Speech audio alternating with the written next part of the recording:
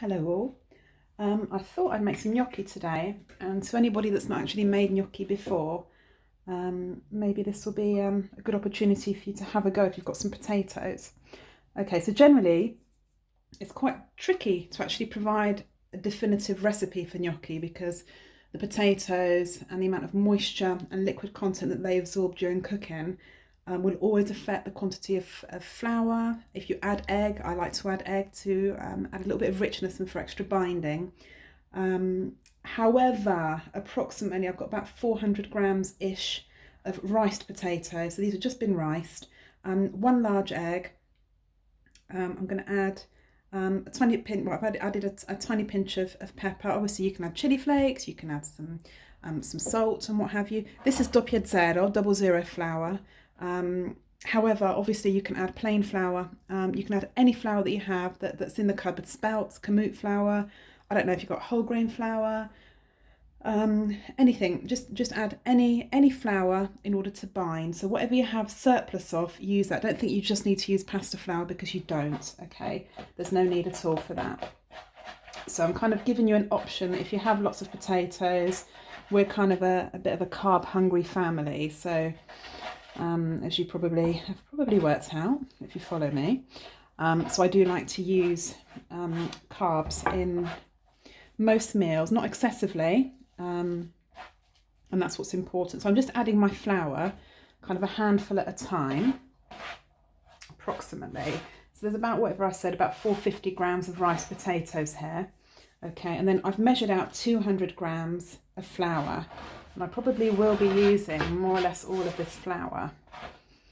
Okay, like so. So I'm kind of bringing it all in gradually, like so. And then when I'm able to happily pull away, then I will. So I'm going to add some more. Now, when it comes to gnocchi, we don't want to over knead. This whole process of over kneading, we don't need to do that. We don't want to overwork them, otherwise the gnocchi will become quite dense and heavy. And lots of people may not have had gnocchi for years, will always say I don't like gnocchi because they've had a bad experience where they've been very chewy or very rubbery. Okay, but what's important is that you do add enough flour in order to be able to chop them and so that they do not break apart when cooking. What I do most of the time is when I make gnocchi is I'll always test them. So once I think I've got the correct consistency, I'll just drop a couple in some salted boiling water to see how long they take to pop up to the surface, which is generally about 2 minutes. And then when they pop up to the surface, I'll leave them for an additional minute and a half to finish cooking. Okay, so don't take them out as soon as they bob to the top. Give them another minute or so. Okay. So that feels really quite nice already. I'll just add a tiny bit more flour, like so. Okay, I'm just kind of adding all the flour in. I'm not actually overly kneading. I suppose it's my kneading technique. I'm just adding that flour, like so. Okay, so if you want to, you can add and allow the the dough now to rest. However, I normally don't bother. Okay, that feels quite nice. And then what we can do is I can continue to add some flour as and when. Okay, so that there is 00 flour, riced potato, not mashed. Okay, if you have a ricer, I'd advise you to use one. If you don't, then mashed will be absolutely fine.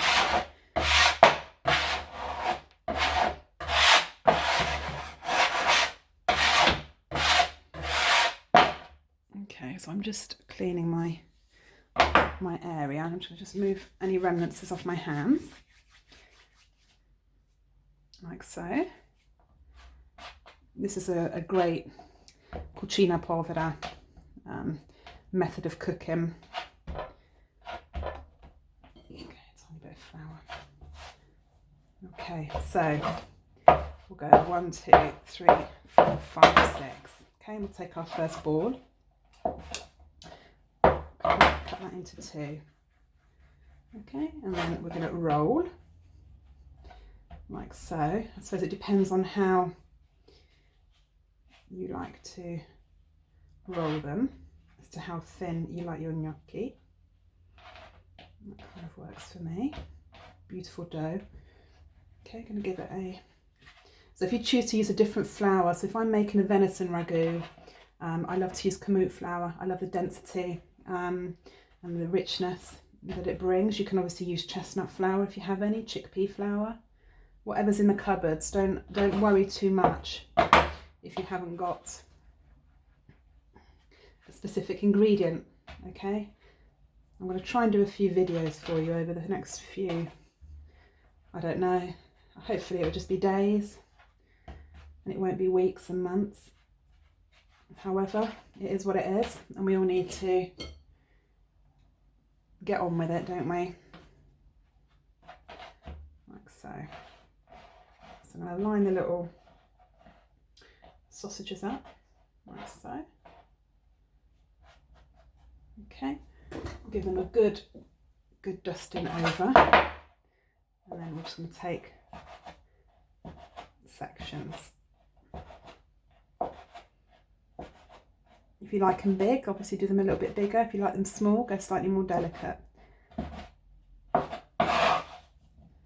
Okay, so obviously you're able to take them and run them down a fork if you prefer.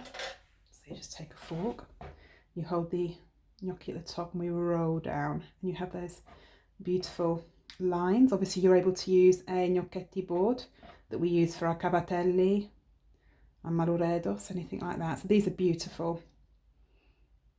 Okay, you can just go like that, nice and easy. If you've got a sushi mat, you can use a sushi mat, you can use the back of a grater. What we're looking for is a little bit of definition, to have something rigate, okay? So that the sauce, whatever the sauce is, okay, I'm going to just do a classic cherry tomato ragu. Obviously you can do any that you prefer. We can do more of a sausage gnocchi. Okay, my children kind of like these. They're slightly more, I don't know, lighter to eat possibly, visually appealing. So you can just literally take it and then roll it in your hands like so. Quite similar to an unrolled or unfinished trophy, really, isn't it? Okay, alternatively you can just have your potatoes as they are, serve your gnocchi just as they are here. Really there is no right or wrong, there's no preference, it's all, but there is preference, sorry, it's all it's your preference, okay? So I'll just go through the recipe one more time. So that was about 450 grams of riced potatoes, a tiny bit of salt and pepper, one large free range egg, and about 200, in all fairness I'll probably say 150 of 00 flour. However, like I specified, any other flour is all good too. And then you just roll them and cook them, I like it this way, as you prefer. Okay, so these would need to go into a pan of boiling salted water for about 3 minutes, and when they bob to the top, give them 1 extra minute, and enjoy. Okay, this is called cina povera cooking, the simplicity of pasta. Okay, I hope you enjoy. Let me know how you get on.